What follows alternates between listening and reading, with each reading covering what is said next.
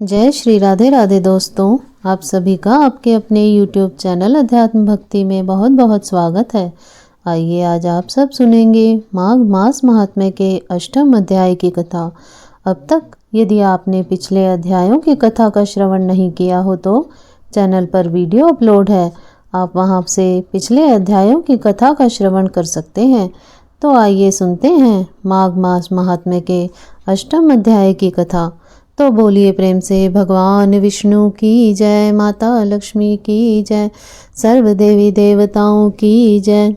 विकुंडल ने देवदूत से प्रार्थना की, हे दूत, माघ स्नान के साथ साथ वे कौन से पुण्य कर्म हैं जिन्हें करने से व्यक्ति यमलोक और नरक के दर्शन नहीं करता?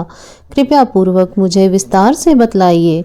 यमदूत ने कहा, हे वैश्य पुत्र, तुमने बहुत अच्छा प्रश्न किया है। ध्यान देकर सुनो। यह मनुष्य जो तुलसी का पौधा श्रद्धा और प्रेम सहित लगाता है और उसकी सेवा करता है और वह सब पापों से मुक्त हो जाता है। जो भक्त तुलसी दल को भक्ति भाव सहित भगवान को अर्पित करते हैं और भगवान का चरणोदक लेते हैं, वे भी सदा सर्वदा के लिए पाप मुक्त होकर भगवान की कृपा प्राप्त करते हैं। शास्त्रों का कथन है कि नर्मदा का दर्शन, गंगा जी का स्नान तथा तुलसी वन का स्पर्श, ये तीनों ही कार्य महापुण्य फल देने वाले हैं।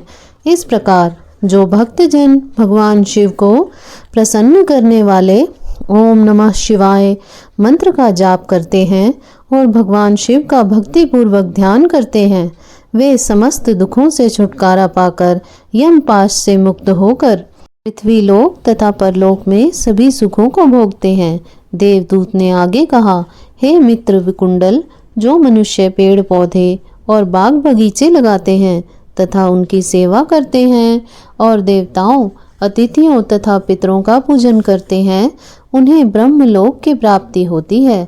हे वैश्यवर, जो अतिथि मध्याह्न काल में अपने घर आए, वह चाहे मूर्ख हो, पतित हो, अज्ञानी हो अथवा वेद पाठी विद्वान या पंडित हो, उसकी हेयता और श्रेष्ठता का भेद त्याग कर उसे ब्रह्म समान ही समझना चाहिए। श्रद्धा और भक्ति सहित अतिथि सेवा और सत्कार करने वाले भी नरक का दर्शन नहीं करते। जो मनुष्य भूखों को भोजन खिलाता है और प्यासों को जल पिलाता है, वह दीन दुखियों की सेवा करता है, वह भी अनंत काल तक स्वर्ग सुख प्राप्त करता है। हे मित्र, कोई अपरिचित अतिथि यदि भूख से व्याकुल होकर अपने घर पर आए तो उसका मृदु वचनों से स्वागत करते हुए उसे भोजन कराकर उसकी क्षुधा शांत करने वाला दीर्घ काल तक स्वर्ग सुख प्राप्त करता है। गृहस्थ धर्म का विवेचन करते हुए देवदूत ने आगे कहा, हे मित्र, जो व्यक्ति अतिथि का आदर सत्कार नहीं करते, उनका निरादर करते हैं, उनसे घृणा करते हैं या उन्हें देखकर मुंह फेर लेते हैं, वे घोर पाप के भागी बनकर नरक को प्राप्त करते हैं। जिस भी गृहस्थ के द्वार के याचक निरादित होकर या नहीं है, कहीं और जाओ अथवा मैं कुछ नहीं दूंगा इत्यादि वचन सुनकर निराश होकर लौटता है, वह गृहस्थ घोर पाप का भागी बनकर नरक की यातनाएं भोगता है। ऐसा करने वालों से सारे पुण्य ईश्वर भक्ति व्यर्थ हो जाती है।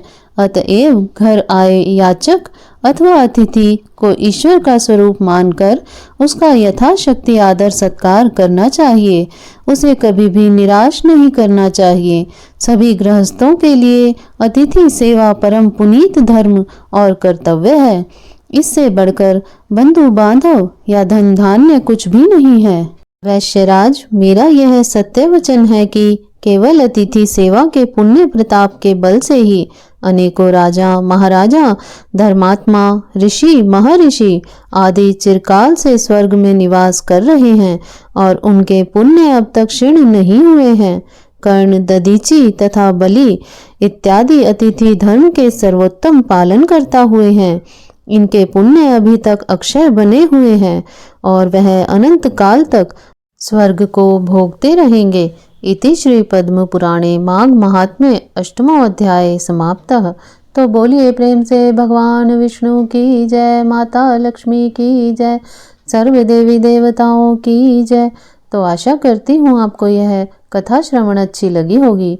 ऐसे ही ज्ञानवर्धक जानकारियाँ प्राप्त करते रहने के लिए, व्रत पूजा आदि के बारे में जानने के लिए यदि आप चैनल पर पहली बार आए हैं तो चैनल को सब्सक्राइब कर लें, ताकि आने वाली वीडियो की नोटिफिकेशन आपको समय से मिलती रहे।